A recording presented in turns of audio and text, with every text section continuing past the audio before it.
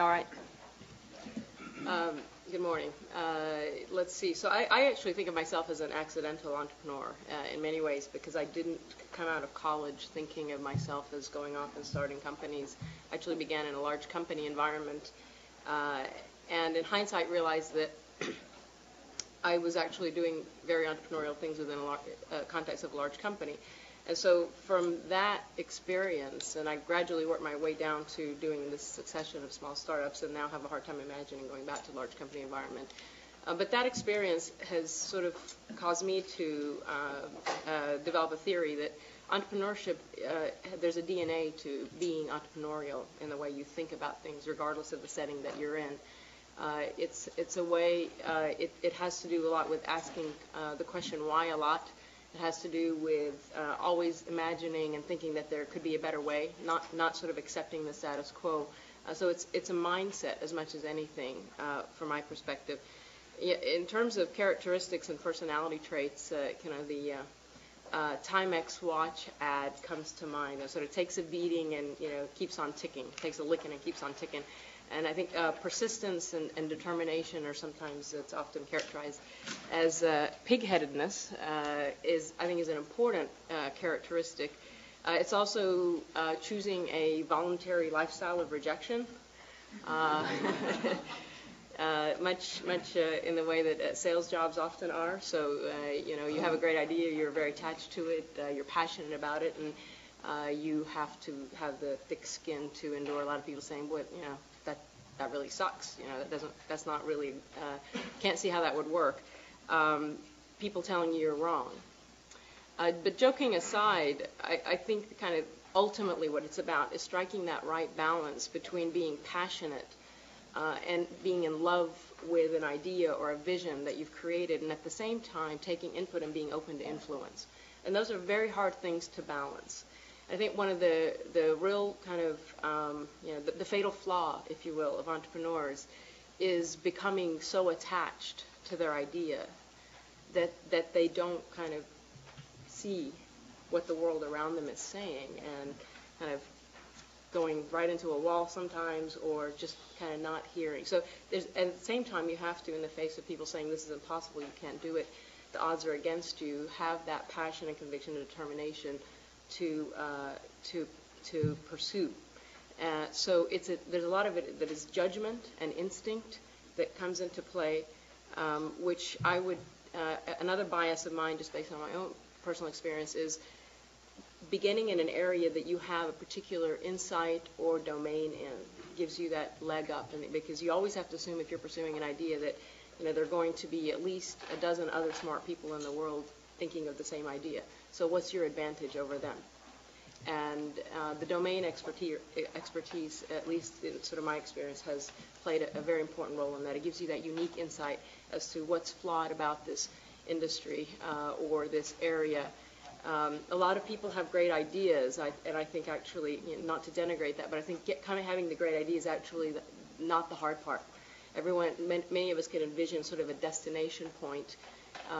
It's knowing what that journey looks like, the sequence of steps one must take to get to that destination point that is actually a very hard sort of, art and science. So I'll stop there. Thanks. I'm Robert Simon. I went here to Stanford. I have a bachelor's and a master's degree in industrial engineering. And then taking a class here at the business school, I think which is still a popular class, which is you write the business plan class. With another classmate from here, we incorporated a software company called Teamaker in 1983. So I was there for the first 2.5 years, and then left to start my own software company, PS Publishing. That company was developing text and graphics applications for the Macintosh and Windows, and then it was subsequently acquired by Lotus Development in 1989. I ran their West Coast office for a couple of years. Then when they wanted to move us all back east, we graciously declined, and we started another software company called Virgil Corporation, which was doing software for the online spaces, online information, retrieval of information from the online services, CompuServe, MCI Mail, Dow Jones News Retrieval, and then the Internet. That company was acquired by Wall Street Access. Then it went on to co-found a hardware company called Navitel, and then went to Sierra Ventures, and then while there incubated and then ran another company, which was a competitor to PayPal, called Bank, and that was acquired by Yahoo in 2000, subsequently called PayDirect. So I can give you some perspective from the entrepreneur side, and then we can later talk about the venture side. But to echo some of the comments that Julie made, is you have to almost be schizophrenic. You have to have open-mindedness, yet focus. So that is really the crux of it. And you have to be persistent and on thick skin for sure. The folks that started Aldus, Paul Brainerd, met with 40 different venture capital firms before getting anyone to agree to invest in their company. So 40 times, no thanks, you're crazy, until somebody said, oh, maybe there's something here, and gave them some money. So you have to have conviction, and because it's an all-consuming thing, what you're doing. You're jumping off a cliff with you and your partner or your team, and you're saying, we have a solution, we've identified something that no one else has. So that's brash in the first degree. And then two, you have to believe that you can solve this problem. And you have to believe that you can solve it better than anybody else and sooner than anybody else. Because if you've identified it, then chances are somebody somewhere else is also sort of thinking about it. But it's a lot of fun. And it's all consuming. So thank you. My background is I have an undergraduate degree in space mechanics and propulsion, and I love to say it doesn't take a rocket scientist to make beer or chocolate, but it doesn't hurt. I then went on and got an MBA and did the corporate thing. I worked for Xerox out of school, and then worked for IBM, another big blue. I had no desire to be an entrepreneur. I liked my jobs in the big companies, and I actually got into starting a company relatively kicking and screaming. I had a friend that was a VC, and he said, I see so many business plans, why don't the two of us start our own company? And I didn't want to start a company. I liked what I was doing. But I humored him when we sat down, and I think what got me really into this whole idea of starting companies was the process we went through. We never talked about what product or service we wanted to do. We talked what the goals of the company that we'd start, what the major goals would be. And we came up with three, and this is what got my juices flowing. And the first three were, whatever we did, product or service, had to be world-class, gold medal winning, top of the line, something you're proud of and passionate about. The second goal was, we want to get in on the ground floor of a new industry or a new segment of an industry. It's easy to say, but how do you find it? And third, the last goal was probably the most important, and that is, whatever we did, we had to have fun with it. Let's not take ourselves seriously. Treat the product or service with reverence, but everything else with irreverence. And once we got to those three fundamental objectives, I thought, damn, this would be really cool if we could achieve all three of these. And we continued the discussions, and we came up with some other key factors. One, I think, is very important for an entrepreneur, and that is you can't do it all yourself. And one of our key decisions up front was, with my partner and myself, do we want to own a large piece of a small company or a small piece of a large company? And it was a very strategic question. And we opted, let's go for a smaller piece of a bigger company. What that means is, let's get expertise in. Don't believe you can do it yourself. Bring the right people in, whether they're employees or consultants. Bring them in, pay them for it, and let's just ride the wave up. Don't let your ego get in the way. Either my partner or I could have run the company, but we realized time is money. Either one of us might have been able to learn the beer business, but it would take some time. So instead, we hired one of the best consumer goods headhunters in the country to find somebody from the beer business who was willing to come run the company day to day. Don't let your egos get in the way. Anyway, that's kind of the process we went through. What does it take to live this life? You have to be able to take the highs and the lows, the highest high and the lowest low, and be able to deal with it 3 times, 4 times a day. Raising money, even though you're trying to start we have a consumer goods business, both beer and now chocolate. I'd say my partner and I spent 80% of our time the first year raising money rather than building a business. You can't focus on what you have to focus on because you're trying to raise money. In our area of the world, there is no VC money. Matter of fact, we're finding that even private equity firms that do consumer goods don't do early stage anymore. They want to see $5 million in revenue before they even talk to you. So you're spending all your time trying to get money as best you can. One of the lowest lows, we had a deal for $3 million. The day before we closed it, the company that was going to do it decided not to do it. Kind of takes the wind out of your sails. Soon thereafter, we got Best New Product of the Year award from the industry. So you can go high to low very quickly, but you have to be able to deal with it. The employees we've hired have been great people. Not everybody is cut out to go through these highs and lows. It drives you nuts. So you have to be willing to have a thick skin, be able to be told no lots. But there are going to be good times too.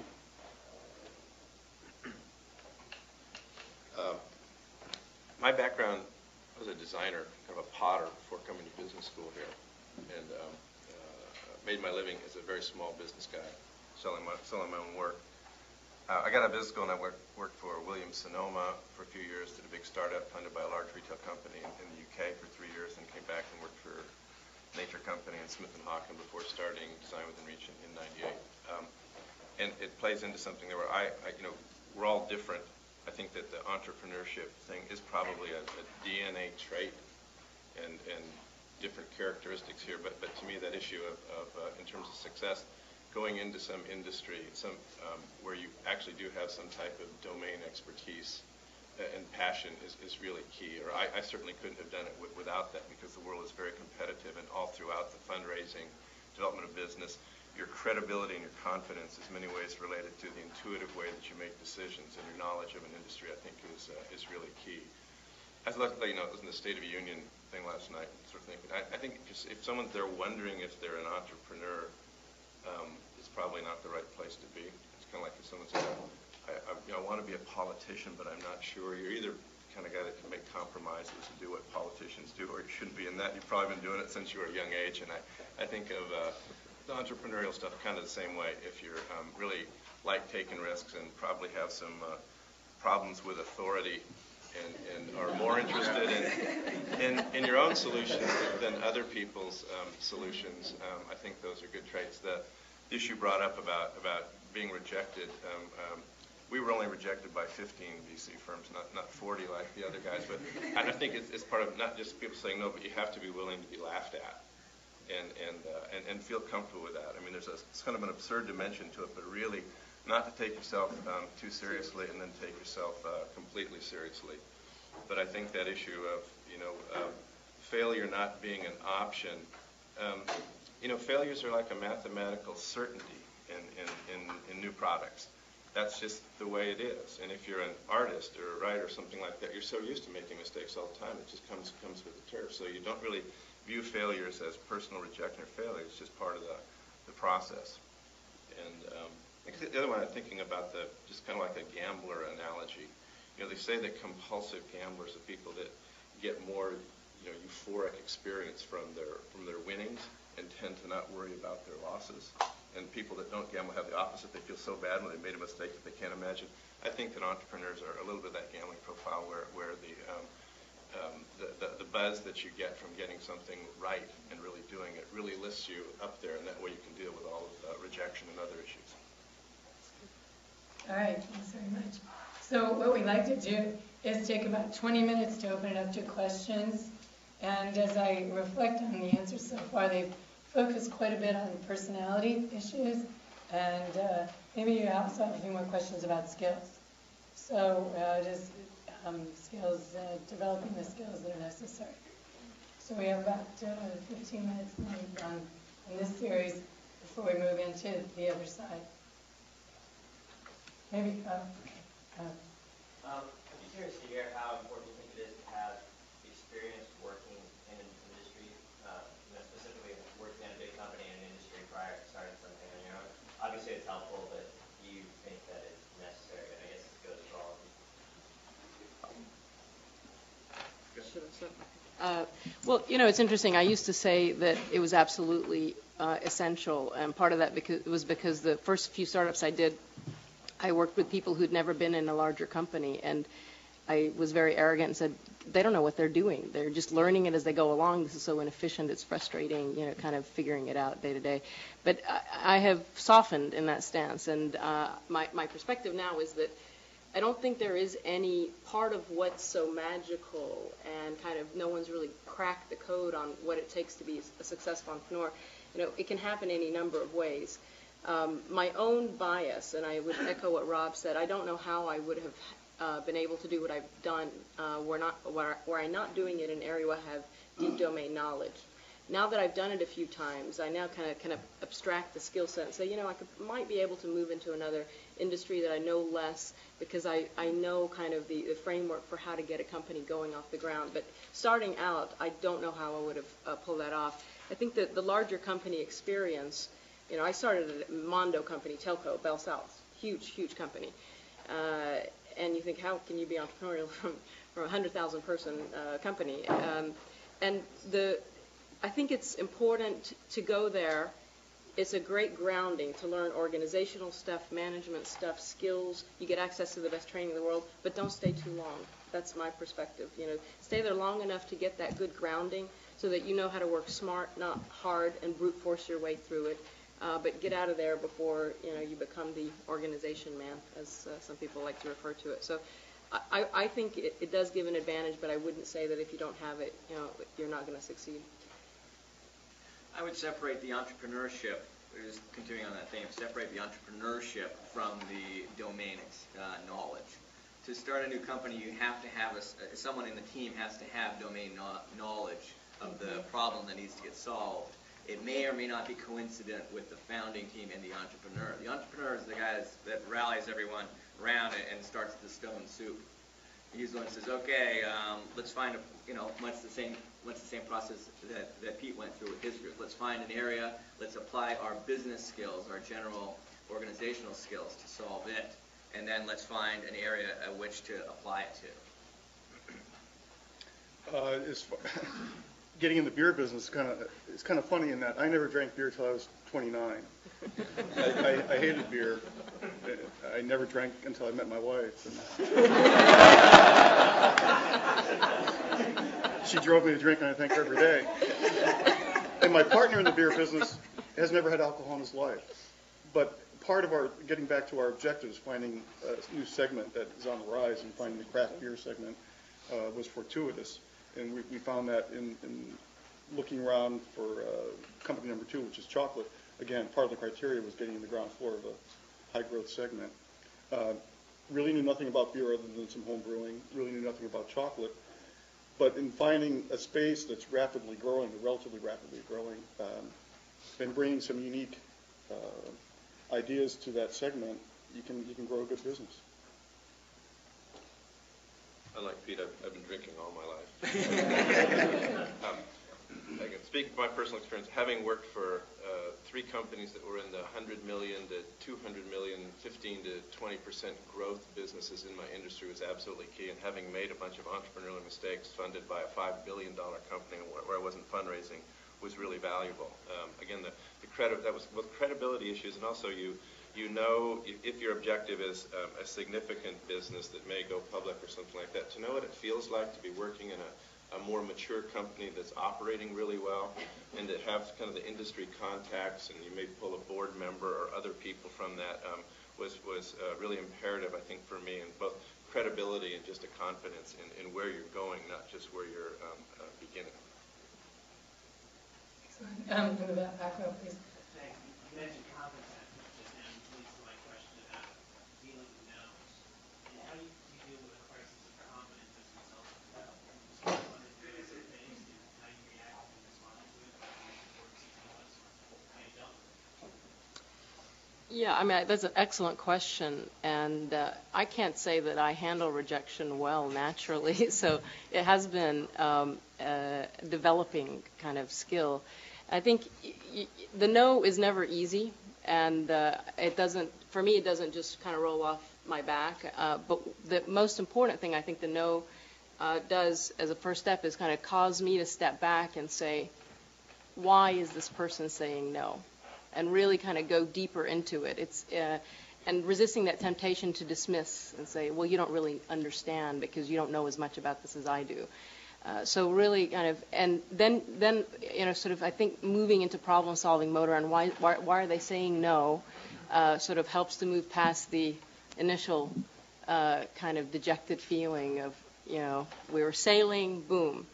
And then what happens, too, is, and I think someone touched on it, is that you can imagine what success looks like in the high, and that keeps you going.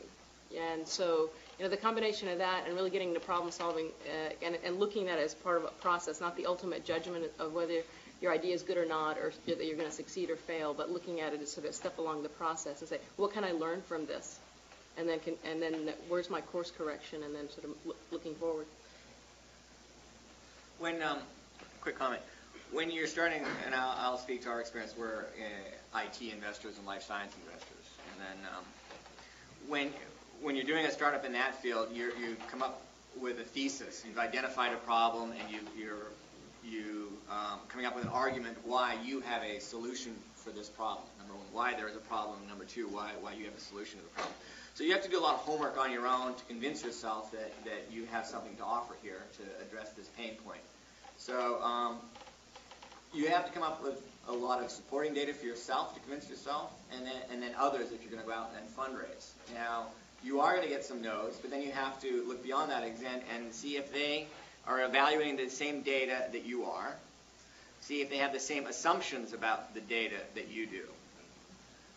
And if they come to different conclusions, then you have to include that in your analysis. Now, they may have different biases, they may have different assumptions about the market growth or the customer behavior, and then you can argue away or rationalize those, but you should take external feedback. Absolutely. And then you may, with the same data, you may come to different conclusions. What we found is that, again, don't let ego get in the way. You have to move quickly. The first speaker in the main auditorium talked about your first idea probably isn't going to work. You're going to have to tweak it. And if you go in realizing that, then being told no isn't a no. It's a learning experience. You don't just take it on its face value, but you learn. And what we've tried to do in both companies is to get a product and package to market, knowing that directionally, using the baseball analogy, you want to get at least a double. You're probably not going to get a home run, but if you can get a double at least, then you're in the right direction. And then listen, talk to your wholesalers, your distributors, your consumers, and find out what they like and don't like, and then go on a path to tweak it. And it might have to be major tweaks, but that's okay. Listen and hear, and if you're told no, learn from it and integrate it in. The greatest bunch of no's that I remember getting, because when you deal with, when you're in business launching products and you're out with consumers, you get rejected most of the time. Most people don't buy your stuff. The small people do, and it's a no that you get all the time. But fundraising is a different thing, and to me, I had a long time to develop a business plan and to test it in front of a bunch of people, and developed a point where I'd heard all the no's, and I would approach a potential investor and sort of say, let me tell you the 10 reasons why this business might not work, just based on the input that I had. So you're less selling something than basically reacting to stuff that you've heard and then confidently going against it. I would just add one more thing. I would say I've learned more from the no's than the successes. And I got to a point where I had a series of successes that I didn't think this was hard. It was like you just show up, things happen. The first time the no where the difficulty came was the first time I really sort of forced me to dig in and say, what's going on here? What's kind of the broader dynamics? I think you learn a lot more from the no's. Okay, that's a great question for everybody. But of course, if you'd like to direct your question in a particular area, feel free to do so. You've all talked about identifying customer or market needs, but I haven't really heard anything about passion for the products you're selling. And I'm wondering if you could talk about all your passion-based businesses that you know. I'd love to, because I started the beer company in 1986 with my partner, and what I'd love to say is I haven't worked in 20 years. I've spent more hours doing it than you can shake a stick at, but it doesn't feel like work. I just jumped in, even though I'm late to beer drinking, and I've always loved chocolate, but the passion drives it. And when it doesn't feel like a job, it doesn't feel like work. And to me, passion is everything. But you also want to extend that passion not only to the individual, but everybody in the company. You want to make everybody passionate, feel like they're buying into it and really passionate about it, and extend that passion down to wholesale, retail, and consumer. That's sort of the price of admission.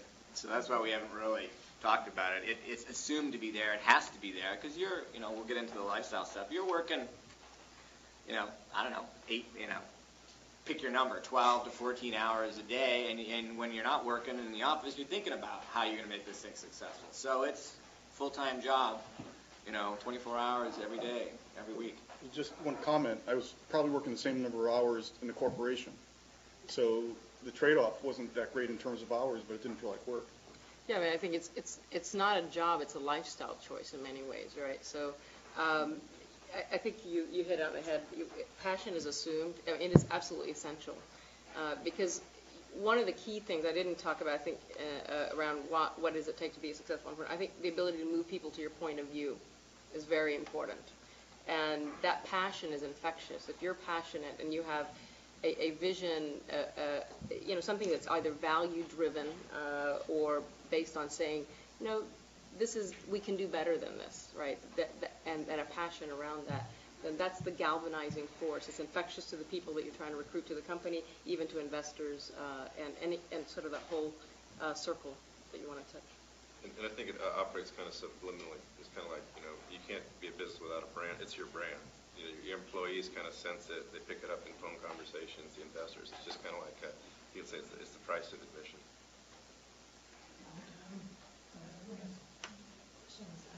Yeah, you spoke about the entrepreneur not necessarily being the person with the domain. So let's say you are the entrepreneur, you know how to write business plans, you've taken corporate development jobs with big corporations, you smell the opportunity, but and you're passionate about many things.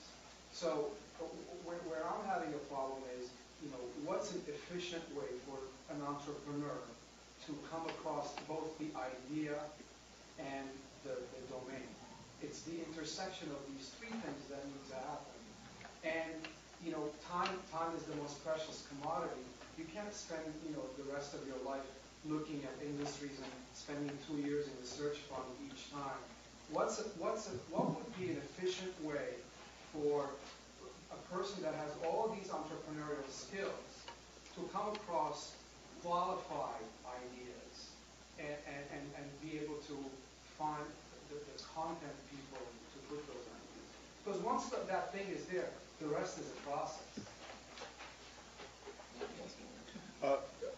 One of the things that we did was, again, not to assume you know it all yourself. We actually exercised a great opportunity. We got a group of 4 students at the Anderson School at UCLA to help me quantify a potential business in the world of barbecue. It's another passion of mine. We had 3 graduate students here help us on the business plan for chocolate.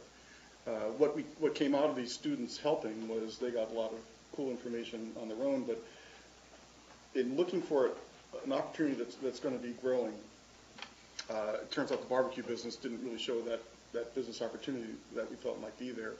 On the other hand, in the world of chocolate, one of the interesting things the students came up with was if you look at different segments, whether it's beer or wine or chocolate or cookies or crackers or ice cream, one of the things that came out of it was in the world of premium, which is the world we're operating in, every business area had at least 20% of the overall revenue of that business in quote premium. In ice cream, it's 40%. With beer, with the craft beer movement, that went from 10% when we started to 20% today. But chocolate was only 11%. And we could see, even though it was smaller, it was growing. So if you have access to universities to have business students work on interesting projects, they can do some homework for you too. Maybe another question. Coming back over there. I had a question on one of the last things that the panel talked about was risk, and I'm with you on the stubborn and not accepting the status quo and passion and being persistent. The risk is the one that kind of gets me, and so I was kind of hoping that for the accidental entrepreneur Julie or Pete that you were kind of dragged into it to kind of talk about your perspective on risk at the beginning and if you had to overcome that, how you worked through that. Well, I kept my day job.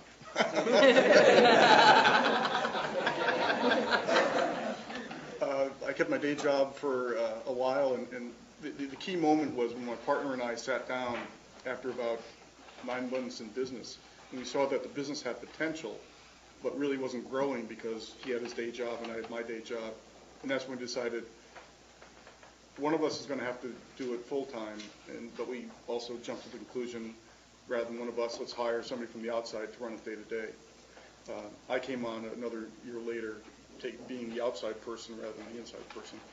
But we minimized risk by doing it part time until we got to the point where raise more money and bring the expertise in. Yeah, it's an excellent question. I think it has more to do with the perception of risk than the actual risk, right? So if you can create a situation that allows you to perceive there's less risk, which means increasing your comfort zone. You know, I eased, I think, into it. My first startup was a company called Healthion, or Jim Clark, after starting Netscape, pulled a bunch of us out of SGI to start the company. And that felt, my perception of risk around that was lower, but rather than starting my own company kind of ground zero. And then gradually got into, you know, more and more flying solo. My last company I incubated at a VC firm where I was an entrepreneur in residence. So again, that feels like more of a safety net than in your garage. At this point, my husband's also a serial entrepreneur. We've been self-funding our own company, and that's been a complete bootstrap model. And so I think you can kind of ease your way into that and sort of think, what is it about this that makes me uncomfortable, and how can I increase that comfort level? Is it the fear of failure? Is it the lack of income? What is it? I also think it's great to do this when you're young because you have less at stake. The older I get, the more I know, and the more I have to, you know, sort of quote lose. You sort of get comfortable, you get soft, whatever. So I think it's easier to do this when you're younger as well.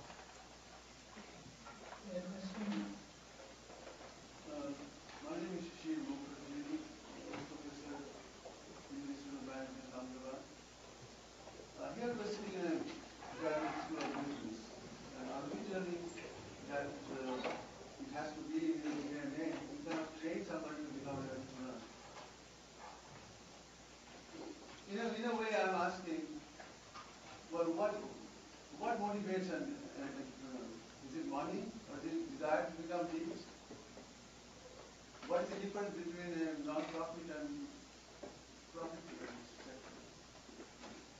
So I think that's the question. Can you train it? Sure. Well, I'll take a crack at it. Well, it is always difficult to determine people's motivations. So some people think it's, you know, money, power, or fame, and I think you find each of those to some varying degree in entrepreneurs. Some people start a company because they do want to be rich. And a lot of companies were started that way in late 90s and 2000s with the anticipation of making a lot of money quickly. And they were rudely surprised when it, in fact, turned out to be much harder in the technology business to make money quickly and easily. Some people just want to start companies because they want to change. They're not happy with the way things are being done, and they want to change, or they come up with a solution to a particular problem. And that's the thing that's driving their passion. We've used the words entrepreneurship is in the DNA. That's being a little bit flip. You have to have some character flaw in order to want to do take on this inordinate amount of risk and try to change other people's way of thinking and doing. So you have to have conviction and confidence in yourself and your ability to do that. And that's more out of the norm than in the general population. I certainly believe that you can ingrain some of the skills of entrepreneurship, absolutely. But you have to be a little bit predisposed towards it.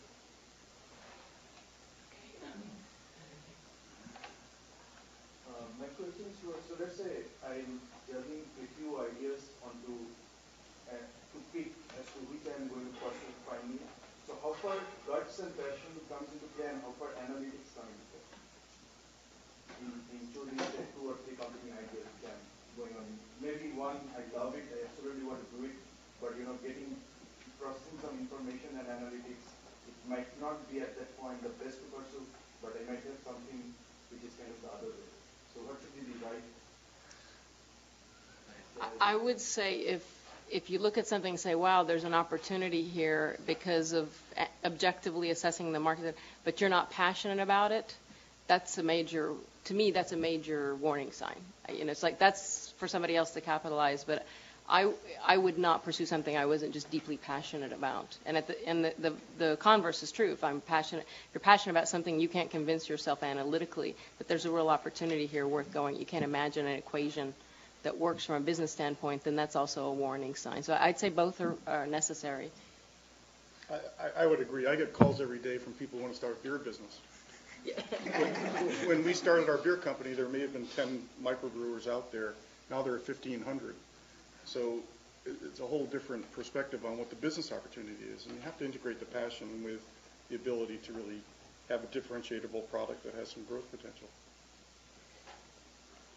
Where are your pain points today? What are the biggest challenges or dramas that make your life difficult and you'd be willing to pay money to solve?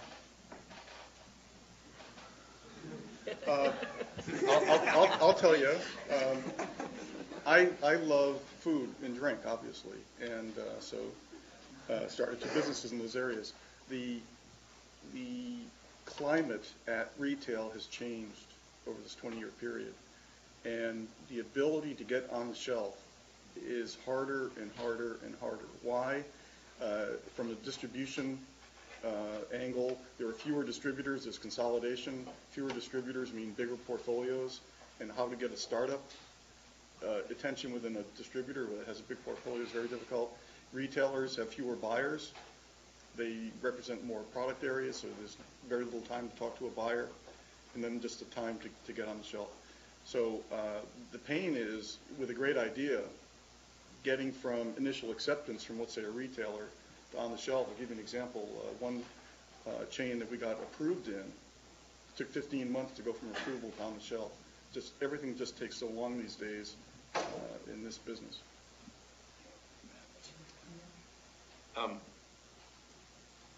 There's this great book out there by the guy, GSB guy, called The Purple Cow. But it really deals with some of the same issues that he was talking about, that I think really remarkable products or ideas are really in demand right now.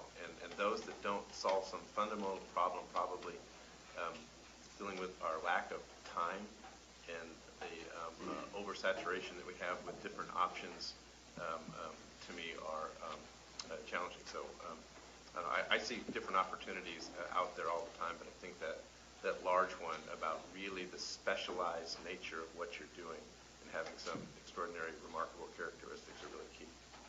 Rather than something that we put enough money behind it, we're going to make the market aware of this, or relying on things that are based on cost efficiencies and economies of scale.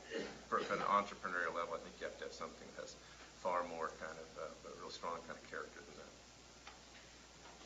We've really begun already to talk about what it's like to be an entrepreneur in terms of lifestyle and the best and the worst, and also sort of when it is the right time. We've addressed that as well.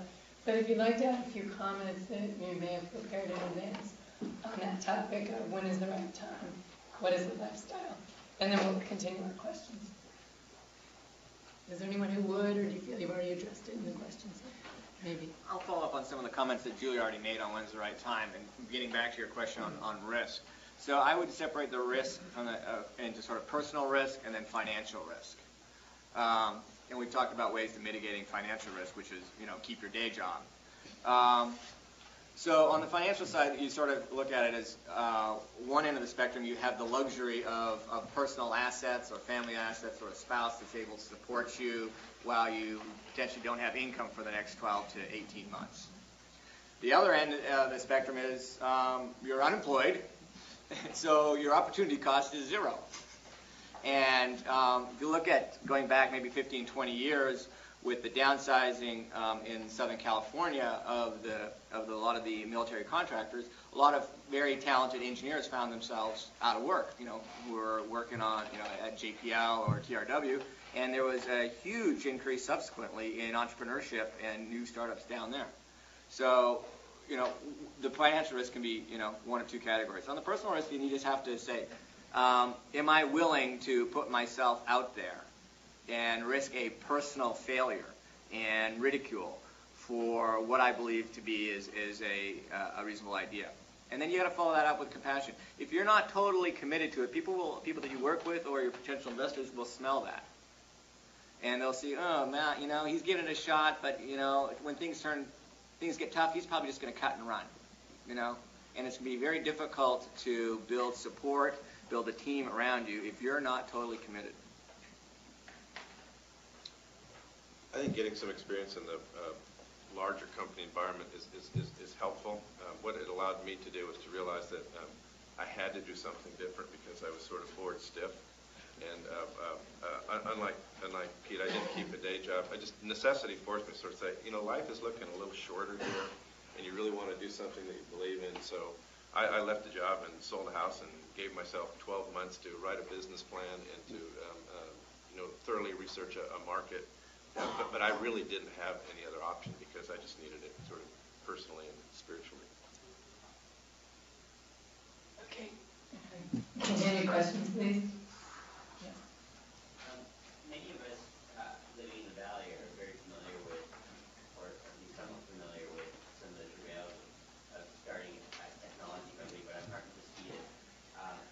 This panel is diverse, and wanting to maybe get some insight into what are the differences in terms of funding or building a business that's not, I guess, traditional technology here in the Valley?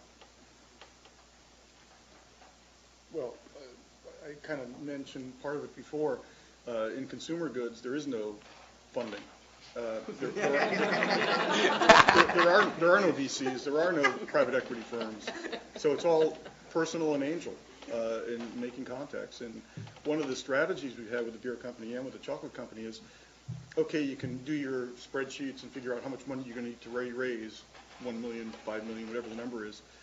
But put that aside, and the strategy we took was, let's say we can only raise $500,000 or $750,000 or whatever the number is.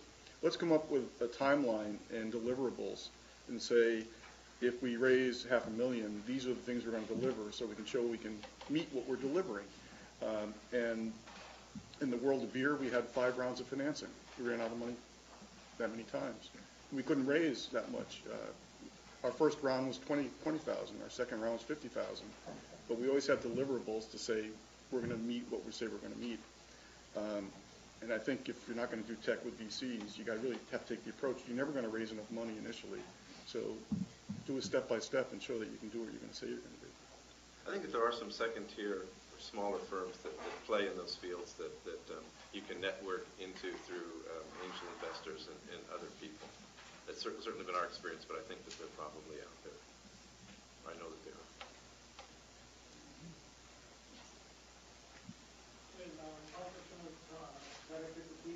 When someone comes to you seeking funding, so what are some of the things they can do that would make you passionate about their idea also, and what are some of the things they may do in the presentation that would be useful?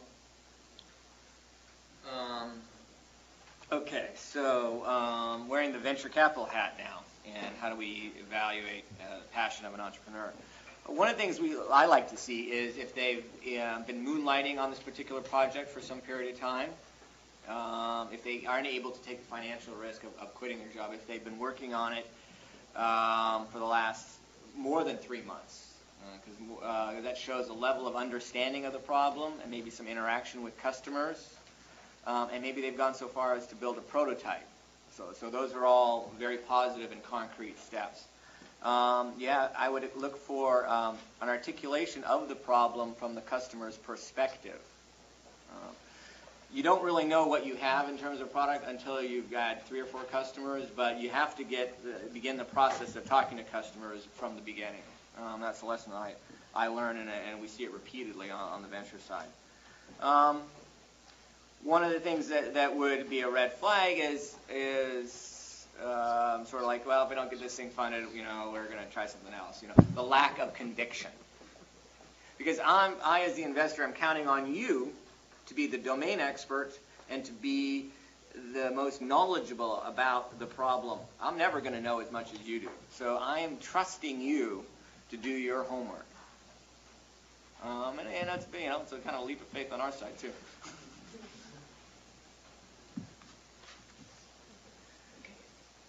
I was wondering, we got Pete's idea in response to his question about if you have the expertise but you don't have the domain and the idea yet for some of the other Some of the things that we've seen successfully, and partially successfully, are the couplings between the business school students and School of Engineering. It's been successful here at Stanford and some of the other places. That often couples the business school student who has a passion for starting a business with initially a technical domain expert, maybe from the School of Engineering. Now, they have a technology. They don't know where to apply it. So until you get all three pieces together, you don't really have the ingredients for a potentially successful startup. So then together, the team of technologist and entrepreneur have to find the problem for which this is the ideal solution. That's often where things fall down. And that can take anywhere between 6 months to 18 months. Lots of times you have technologies searching for a problem, and until you find the problem, then you really don't know what we got. We have an investment in our portfolio in a nanotechnology company in Berkeley called Nanomics. And they've got, they're one of the leaders in carbon nanotubes. Okay, great. What do you do with carbon nanotubes? Well, we don't know exactly yet. The first application that they've got is a sensor, a very low cost, highly sensitive sensor. You take these nanotubes, you take two here, you put one across, then you paint the one in the middle with some biomaterial that can tell if there is carbon dioxide or ammonia or something, and then it's an incredibly sensitive sensor that you can build at low cost. Or you can take these nanotubes and store hydrogen with them. The two hugely different applications in different applications, but you have to figure out what are the initial best avenues, highest potential. Yeah, I'd say there's a world of difference between having a technology and having a product. World of difference. And, the two ways you come at it, and I think Pete did a good job of kind of talking about the intersection, is, the Silicon Valley is, I think, notorious for inventing technology without having really thought about where it's going to be applied. We came up with this thing, we think it's really cool, if we build it, they will come. So you can have that start with a technology, but then figuring out what problems are going to solve, how is it going to manifest as a product is going to be sort of the next sort of challenge and proof point you're faced with. The other way to come at it is identify a market pain point, a hole, connect to a customer base who might need this, what do they need it for, and then back into it and say how would we go about building that and figure out what technology to apply. But no matter where you start, you sort of have to get the intersection to do it. I think, again, I'm biased by my tech experience, but I think that what consumer actually companies do much better than technology companies do is get close to the customer. We're notoriously bad at sort of living in our own bubble, thinking how cool what we've done is, and not really talking to the customer. Where I think consumer companies do a much better job of that. And I think on that, if you're at the center of the business, you're the entrepreneur there. You figure out what your shortcomings are and recruit for that on the other side. And it may be something that is resistance to understanding customers, or a weakness on my side, operations and logistics and some of that hardcore analysis. So I think you can offset whatever you have if you're analytic about it and support yourself with a different person. Okay, question for Bob. You mentioned that you used to work with other companies you wanted to do your own. Did you have prior startup experience? And if you didn't, do you feel like you needed it? Yeah. But it wasn't just sick of big companies. You know, I'm just not a meeting guy. When businesses get to a certain size and you spend a lot of time, I'm just too antsy. I like doing other things. I was very fortunate in having had a couple of different marketing positions, and then doing a big startup funded by a very large company where I got general management experience 3 years out of business school, and had an extraordinary failure over a 3-year period of time, and that was invaluable in both my confidence and comfortability with that stuff. So I was able to make some serious mistakes on somebody else's dollar, and I was very lucky. A follow-up to that, which hasn't brought up, and this is sort of lifestyle. You have to think, when you start your first startup, you have a lot of your personal emotion and being invested in it. Now, one thing that will help you with that a little bit is that realizing this won't be the first and only time you do, or this won't be the only time you do this. Okay? So once you go down this path, whether it's successful or unsuccessful, you're most likely to do it again. That helps with a whole host of things. It helps with the rejection. It helps with I've got all my eggs in this one basket. It's got to be successful. Now, you have to be focused. You have to be compassionate. You have to give it all. But this isn't going to be, the life and death of you as a person. So you're going to do it again. The first time might work out, might not work out. The second time, you're going to be better at it. Third time, you're going to be better yet again. And it's an incremental improvement process. And then if you keep that in mind, then, world's not so tense.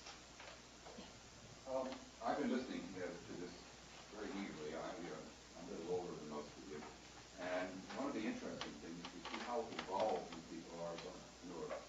When I started my first company 40 years ago, anybody said no to me, they'd be just stupid. I didn't care about failure because you didn't exist, and you had passion for something you really wanted to do. I think what has occurred over the years, and I think you people are marvelous examples of, is that you do a lot more introspection. You sit yourself down before you get into business and say, well, what really do I want to do with my life? What gives me a lot of pleasure? We only did that in preparation for the panel. One other point I want to make, and I think you're all agree with it, just because you start something doesn't mean you can run it. I'm a disaster at running a business. I'm a business now, I think it's in 80 countries throughout the world. If I had run it, it would be in the bankruptcy court about 4 years after I started. So think about really what you can do and what you're good at doing yourself. And you've got to have some humility. Because there are people who speak with saying this morning, if you can't run a damn thing, find somebody who can. And bask in your glory of having started a global company with your company. I would even take that one step further and say, I don't think it's a matter of whether I can or cannot run a company. The question, I think Pete spoke to this a bit, it's, am I the best person on the planet that can run this company? Or is there somebody else who could run it better? Because time and money are your enemy. So do you want to go through the learning curve, the cycle, and put the business at risk as you learn that job? Or is there somebody who can come in and do it, faster, better?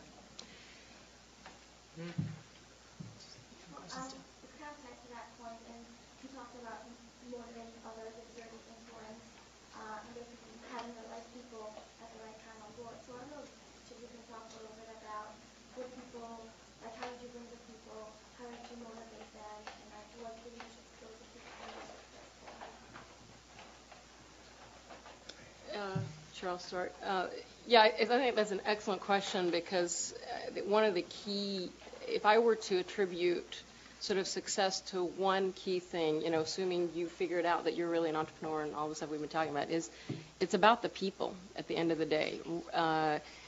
Most companies don't end up doing what they start out doing. They may do some variant of it, and they may do something completely different. It's a circuitous path to finding kind of your way to a repeatable model that's sustainable. So it's not about the idea necessarily. That's not the most important thing. The model can change if based on that. So it's not about that. It's really the constant is the people.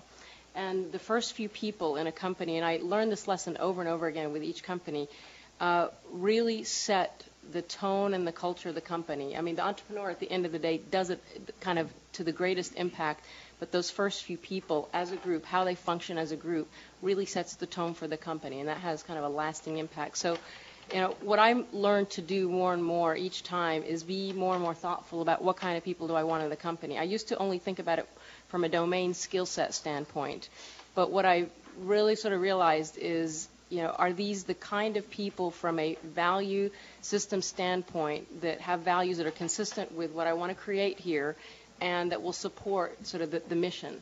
In terms of getting them on board, I think it really comes down to, again, that skill, and this is why you see a lot of folks who have successful entrepreneurs who are charismatic leaders, right? So the ability to move someone to your point of view and infect them with that passion that you have, tapping into something inside, because that's what's going to cause somebody to do things like take a pay cut or leave a secure job and take a risk. It's because there's something, an emotional appeal that you've tapped into. So I think that's very important. Having a real clear sense of, how are we going to change the world, make it a little bit, a better place, or, solve some really important problem. And that vision and that aspiration is, I think, a real key driver to getting those folks on board. One of the people are everything. When we hired people, we weren't necessarily looking for a high level of skill in a small area of expertise. We were looking for motivated people who were willing to take on any and all challenges. Sure, they had to do the job they were hired to do, but we loved it and encouraged people to say, hey, nobody's looking at this thing, can I go look at it? And we say, absolutely. And you allow people to stretch, possibly fail, hopefully gain, but it motivates people internally to say, I'm not just pigeonholed into one area, I can go after a lot of different things. And one of our proudest things is two people we hired right out of college became VPs, just because they were so willing to take on new assignments. The other thing we did to motivate people was one of the niches we wanted to make in the beer world and now in the chocolate world is being the educators. When you do something premium, a lot of people are confused by what the heck all these things are. To become educators, we wanted everybody to feel comfortable that they knew what they were talking about, including the receptionists. It's amazing how many people will call in and ask the receptionist a question about your product.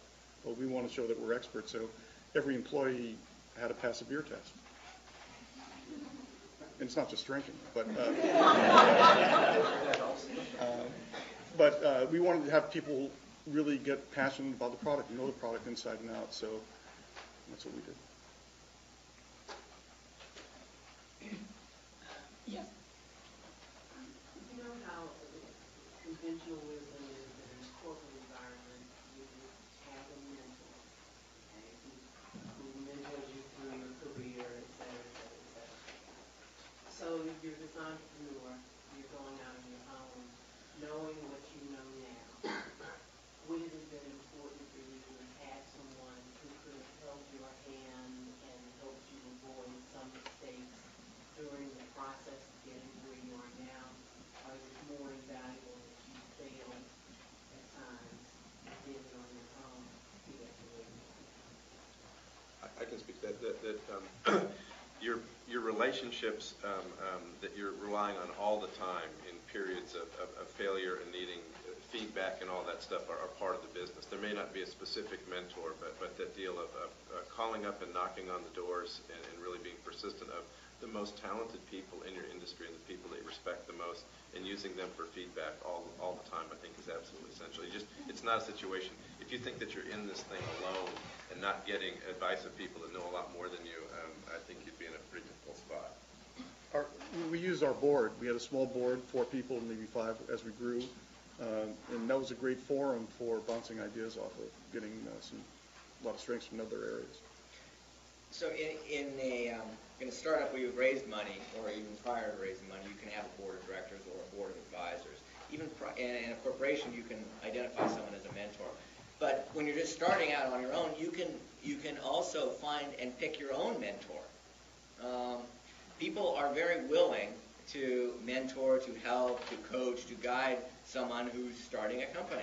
And now you have a huge range of options, and you just pick someone who you think is an expert in the area that you want to go into or has some business experience, and you just glom yourself onto them. That's part of your job. Your charm, your passion, hi, I'm starting in this crazy company in this new area. What do you think?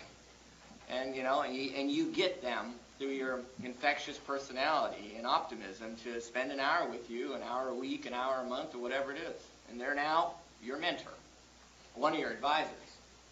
Yeah, mentoring played a very important role in my sort of getting to be an entrepreneur.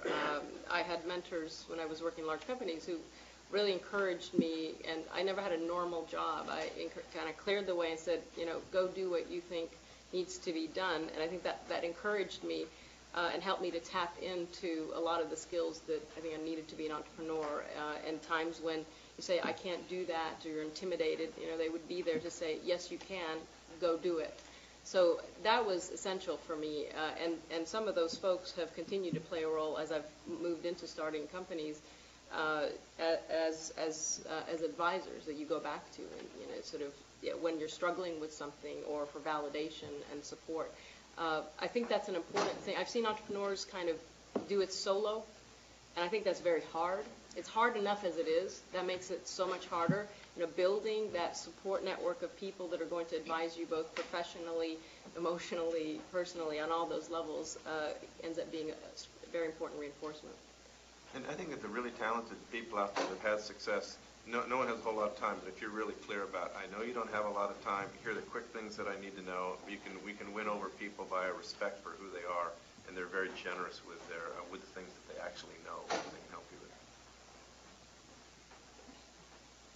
So we're all here because we're interested in entrepreneurship, but obviously if you choose that route, it involves sacrifices. Could you just talk a little bit about what sacrifices you think you made by choosing to go down the route that you did?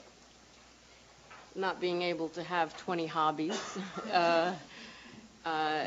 I inadvertently made a sacrifice around family and friends, and it doesn't happen in a dramatic way. It happens in a kind of step at a time. Can't make it to this, can't make it to that way, and then one day you wake up and you realize that people are sort of moved on with their lives. So, and that's a regret that I had at a certain point in my career.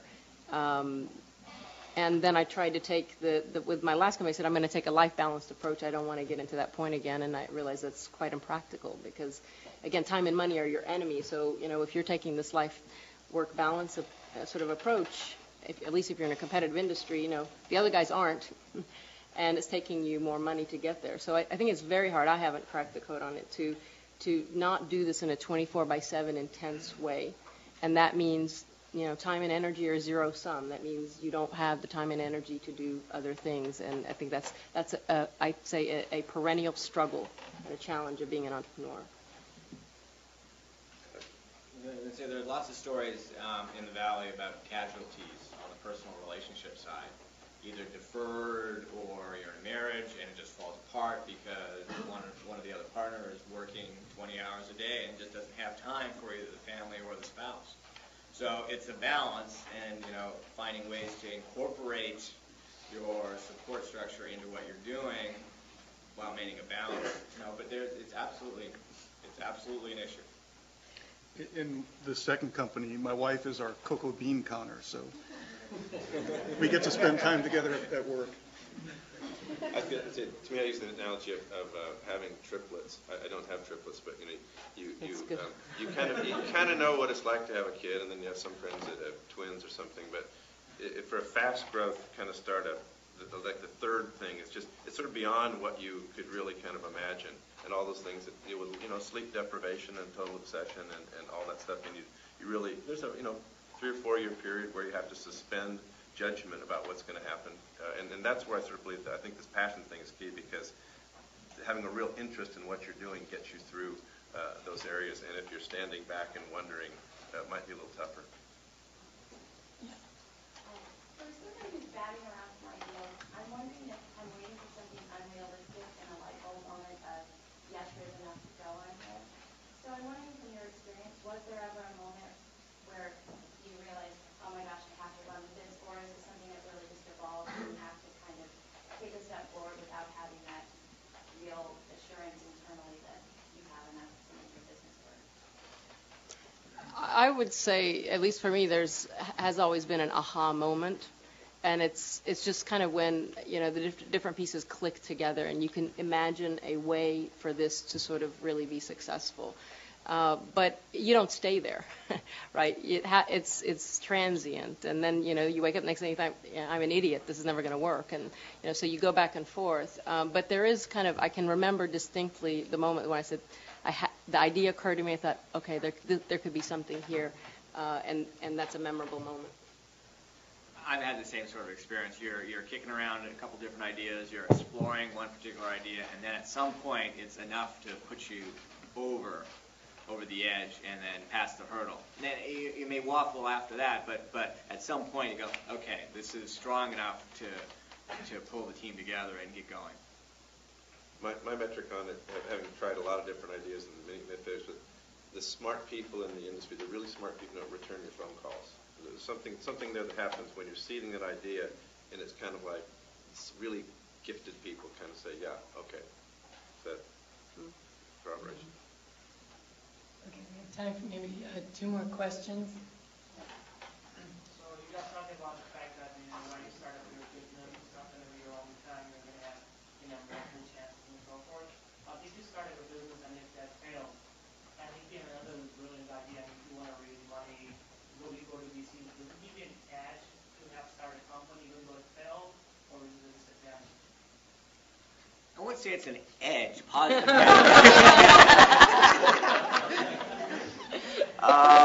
We have some entrepreneurs that come into our office and they say, yeah, in 2000 we started this company, we raised $50 million, and then we raised another $50 million, we spent $100 million, and it's gone now. So that's not a positive. But you look beyond, and then you ask the questions,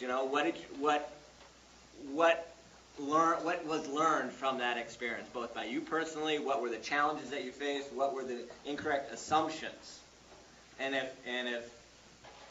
if I don't think they make sense, or no one else around the table thinks they make sense, they say, this guy's a knucklehead, we're not going to go down this path again. But if it seems reasonable and it was a reasonable, no one's going to hold it against you for taking a reasonable bet. And then, you had an experience. I would have been nicer to go to a positive one, but fortunately, the attitude in the valley here is amazing, and it's not held against you in any way, really. Yeah, I think there is a general. It was one of the wonderful things about the valley. I mean, I think there's a general feeling that if you've had a failure, you've learned a lot. I mean, there's a positive attitude toward it. And that, how did that failure come about, and how much money did you burn along the way, and sort of all those things come into play, of course. But I think this is probably the industry, based on sort of my knowledge, I would say has one of the healthiest attitudes about failure. I think we could do one that's very short. Can the panel comment on service business versus product? As far as capital is concerned, our firm invests in information technology and life science companies. So we're more product oriented. Some venture firms like service businesses. So the pluses and minuses, and then I'll consider software as a service, a product company. Okay, less so that, although it's a kind of a combination. So service business to me are like, telco operator or something like that. Often the characteristics of a service business are lower barriers to entry. It may be a regional play, and you are the purchaser of technology from the market, which is good because you get to pick the best technologies. The challenge for us as investors is we like to have that unfair competitive advantage that's defendable. And you don't often see that on the service side. But if you do, then those are great characteristics. Okay, on that note, we're going to conclude. I would really like to thank the audience for a real variety of questions that were very thought-provoking. I would also like to thank Hannah, Paul, Turin for putting together a fantastic session here. And then finally, Julie, Robert, Pete, and Rob for providing answers that were really both illuminating with their experiences and providing real principles for